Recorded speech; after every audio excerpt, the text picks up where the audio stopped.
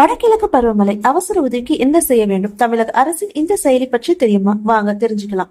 வடகிழக்கு பருவமழை முன்னேற்பாடு பணிகள், இயற்கை இடர்பாடுகள் தொடர்பான அவசர கால தேவைக்கான மாவட்ட, மாநில கட்டுப்பாட்டு எண்கள் அளிக்கப்பட்டுள்ளது. டிஎன் அலர்ட் செயலியின் பருவநிலை தொடர்பான அனைத்து தகவல்களுக்கும் அறிந்து கொள்ளலாம் என்று மதுரை மாவட்ட ஆட்சியர் சங்கீதா தெரிவித்துள்ளார்.